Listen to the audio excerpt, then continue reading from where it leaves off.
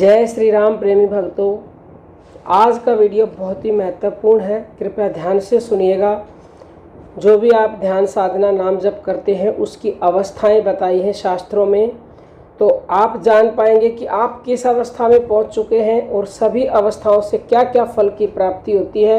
यदि आपने इन अवस्थाओं के बारे में जान लिया और आप पहुंच गए तो आप राजा की तरह यशस्वी हो सकते हो। यश की प्राप्ति, कीर्ति की उपलब्धि आपको हो सकती है। ध्यान की सबसे जो पहली अवस्था है, इन्हीं अवस्थाओं को मात्रा का नाम भी दिया गया है शास्त्रों में। तो पहली मात्रा का नाम है घोषणी, दूसरी का नाम है विद्या, तीसरी का नाम पतंगिनी, चौथी का नाम आयुवर्धिनी, पांचवी का नाम ध्येया, छठी का नाम ऐन्द्रा, सातवीं का नाम वैष्णवी और आठवीं का नाम है शांकरी, नवीं मात्रा का नाम है महती और 10वीं का नाम है धृति, 11वीं का नाम नारी ब्राह्मी और 12वीं मात्रा का नाम परा कहा गया है। ये नाम ध्यान की मात्रा के अनुसार ही दिए गए हैं। ध्यान प्रारंभ करने से, अभ्यास से अज्ञान दूर होता है, अंधकार दूर होकर प्रकाश का प्रारंभ होता है। इसीलिए इस पहली अवस्था का नाम घोषणी दिया गया है। इसका अर्थ है कि संसार के बंधनों से मुक्ति पाकर मन ध्यान में लग गया है, यह घोषणा की जा सकती है। धीरे धीरे ध्यान के अभ्यास से जब अज्ञान पूर्ण रूप से नष्ट हो जाता है, ज्ञान प्राप्ति होने लगती है। ध्यान की इस दूसरी अवस्था का नाम विद्या यानी ज्ञान प्राप्ति दिया गया है। इस दृष्टि से सभी अवस्थाओं का नाम अनुभव के आधार पर ऋषियों ने बहुत सोच समझकर क्रमशः रखे हैं। निरंतर अभ्यास से ज्ञान प्राप्ति के साथ मन विष्णु भगवान की आराधना में लगने लगता है।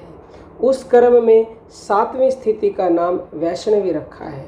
ध्यान की अंतिम 12वीं स्थिति का नाम परा रखा है, जो ध्यान की पराकाष्ठा है। इस अवस्था में मोक्ष हो जाता है। अब महर्षि ध्यान की 12 मात्राओं में क्रमशः प्रत्येक मात्रा के गुणों का वर्णन करते हैं। मन चंचल है, इसलिए ध्यान से ही उस पर नियंत्रण किया जा सकता है।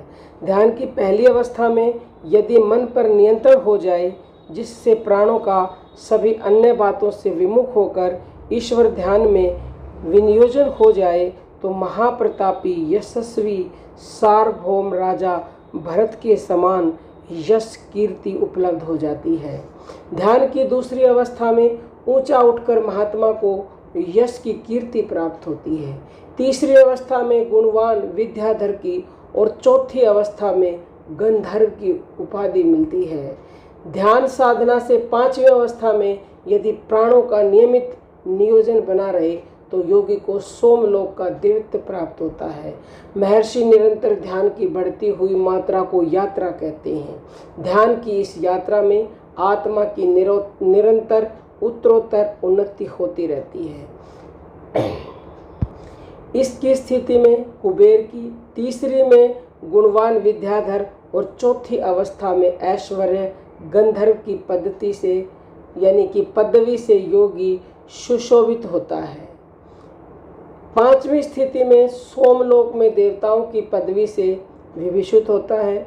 इसी यात्रा के अगले क्रम में 6ठी स्थिति में इंद्र की सायुज्य पदवी और 7वीं स्थिति में वैष्णवी पदवी प्राप्त करता है।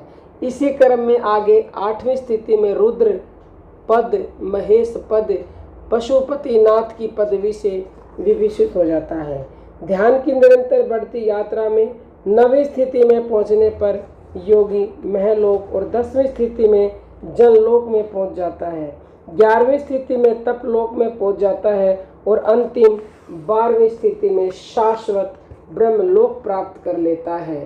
साधना में निरंतर ध्यान योग से 6ठी स्थिति में योगी देवताओं के राजा इंद्र के समान यश प्राप्त करता है। इससे आगे 7वीं स्थिति बहुत महत्वपूर्ण है, जिसमें आत्मा भगवान सगुण देव विष्णु के चरणों में अपने आप को समर्पित कर देता है। इसलिए इस स्थिति का नाम वैष्णवी पदवी है। निरंतर ध्यान से आगे 8वीं स्थिति में महेश पशुनाम पति है, पशुपति देव की उपाधि प्राप्त कर लेता है। 9वीं स्थिति में शरीर बोध छोड़कर महलोक और 10वीं स्थिति में और भी ऊपर उठकर जनलोक में अपनी उपस्थिति अनुभव करता है। 11वीं स्थिति में तपलोक में पहुंच जाता है, जो मोक्ष की समीप स्थिति होती है। इसी को समाधि अवस्था कहते हैं। इसके आगे 12वीं स्थिति में आत्मा पर ब्रह्म का दर्शन कर उसमें लीन हो जाती है। इसी को आत्म मिलन और मोक्ष कहते हैं। तो आज की वीडियो में आपने ध्यान की 12 अवस्थाओं के बारे में जाना, उनके नाम जाने, उनके फल के बारे में जाना। तो अब आप देख सकते हैं, समझ सकते हैं कि आप किस अवस्था में पहुंच सके और आपको क्या क्या मिल चुका है। और कोई भी प्रश्न हो तो आप 995885155054 पर मैसेज करके पूछ सकते हो या फिर YouTube पर पूछ सकते हो। अब हम अपनी वाणी को विराम देते हैं। सभी साधकों को प्रेम भरी जय श्री राम।